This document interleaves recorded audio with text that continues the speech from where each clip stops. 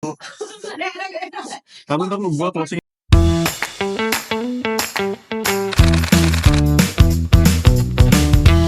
Calon engineer wajib tahu. Halo Sobat 3D, jadi kita balik lagi ke segmen yang lagi ngebahas kalibrasi. Ini sebenarnya definisi yang masih sangat panjang, masih ada beberapa sesi lagi, jadi pastiin teman-teman tonton playlistnya ya, kalau mau lebih paham tentang dunia kalibrasi.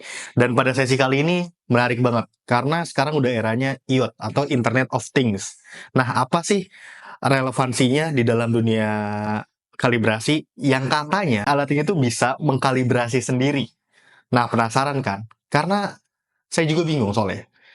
Oke, jadi stay tune terus karena calon engineer wajib tahu. Nah, Pak Cipto, jadi aku tuh masih bingung tentang Internet of Things dalam dunia kalibrasi. Karena sekarang tuh udah serba IoT ya, Pak ya. Semua bisa dikontrol otomatis. Bahkan peran manusia pun ini sangat sedikit, Pak. Gitu kan. Dalam penggunaan IoT ini.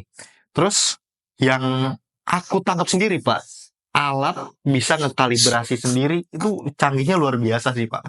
Dan masih bingung juga untuk prosesnya seperti apa sih, kok bisa dia sampai nggak relevan terus dia benerin sendiri gitu, Pak.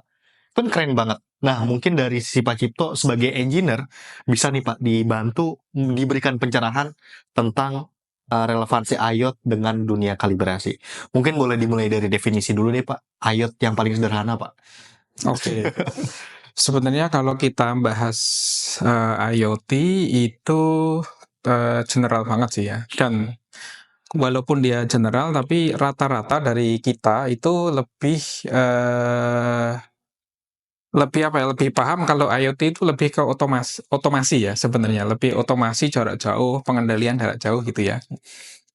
Nah, di lab kalibrasi itu sedikit ada berbeda sebenarnya. Jadi sebutannya mungkin bukan IoT, tapi di lab itu ada namanya LIMS. Jadi Laboratory Information Management System. Jadi dengan LIMS ini sebenarnya tujuan awalnya itu untuk memperapi proses saja, proses kalibrasi dari barang itu masuk, dicek, dikalibrasi, diverifikasi, keluar sertifikat kalibrasi. Nah, itu dalam satu sistem dan bisa dikontrol dari manapun karena itu kan sistem yang online. Bahkan untuk LIMS yang sudah canggih itu customer bisa melihat. Jadi misalnya saya ini kalibrasi ke lab A misalnya, itu bisa melihat, oh sekarang alatku itu sudah dalam proses apa? Apakah baru pengecekan, verifikasi data, pengambilan data, atau sudah selesai?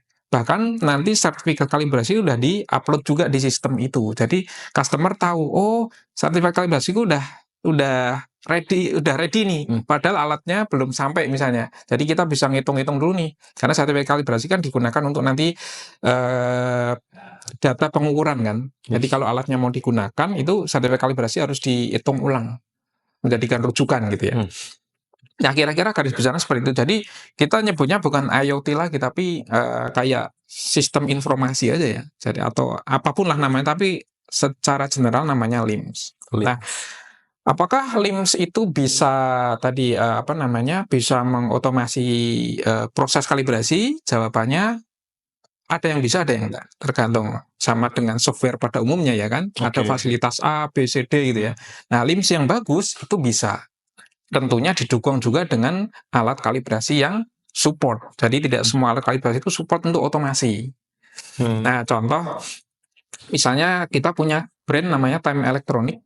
Nah, itu juga ya itu kalibrator yang ada LIMS-nya. Jadi mereka juga jualan LIMS, Time Electronic. Nah, dengan produk dan LIMS ini itu bisa otomasi. Jadi begitu alat, misalnya kita punya alat yang mau dikalibrasi namanya alat multimeter lah contohnya. Multimeter dikalibrasi dengan prosesnya menggunakan LIMS gitu ya. Jadi dari alat masuk itu udah terproses atau terrecord di LIMS. Kemudian proses antriannya kan di lab nggak mungkin masuk langsung dikerjain ya. masuk, kemudian dicek, kemudian antrian, kemudian dikerjakan pengambilan data. Nah, kita fokus di pas saat dikerjakan nih pengambilan data. Nah, saat pengambilan data itu nanti si software ini, LIMS ini namanya EasyCall. EasyCall ini bisa mengotomasi. Jadi si EasyCall ini bisa milih kalibratornya kan sudah nyambung semua ke LIMS. Kalibrator A, B, C, D. Nah, itu nanti si softwarenya itu bisa milih. Karena yang dikalibrasi multimeter, saya menggunakan kalibrator untuk multimeter. Nah, nanti dia bisa milih, bisa otomatis kita tinggal memasukkan kalau dalam EasyCall itu masukkan brand tipe alat yang mau dikalibrasi. Misalnya yang mau dikalibrasi brand TE juga misalnya. TE Tem elektronik misalnya 5065. Nah, kita tinggal masukkan itu, nanti LIMS akan nyari prosedur untuk alat ini tuh seperti apa, kemudian dia otomatis running. Jadi running kalibrasi otomatis, keluar datanya, sertifikat keluar, sudah. Bener-bener kita nggak ada tindakan. Maksudnya alat itu tuh otomatis aja gitu Pak. Maksudnya dari sistemnya si prinsipal gitu Pak. Ya, jadi dari software itu ya, tapi sekali lagi itu harus didukung oleh tadi kalibrator dan alat yang dikalibrasi. Oke. Jadi semakin high end biasanya semakin kompatibel. Kalau alat-alat yang dulu kan masih analog kan nggak mungkin. Analog kan nggak mungkin dibaca sistem, ya kan? Tapi kalau digital sudah angka, sudah masuk datanya sudah bisa dikeluarkan dari multimeter tadi, masuk ke sistem kan udah tinggal dibaca.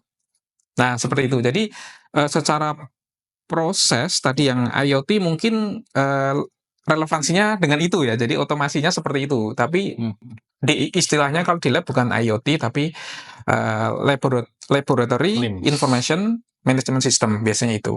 Nah, jadi itu penjelasannya dari Pak Cipto ya, engineer menjawab. Nah, jadi penting banget.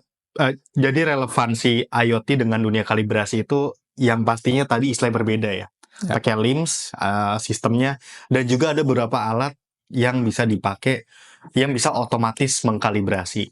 Dan tadi ya untuk info kalibrator Time Electronics, teman-teman bisa ngecek di deskripsi video ini. Kalau ada pertanyaan, komen aja. Kalau suka sama videonya, like, dan jangan lupa subscribe juga. Thank you semuanya. Makasih Pak Cipto atas waktunya ya. Makasih sama-sama. Pak.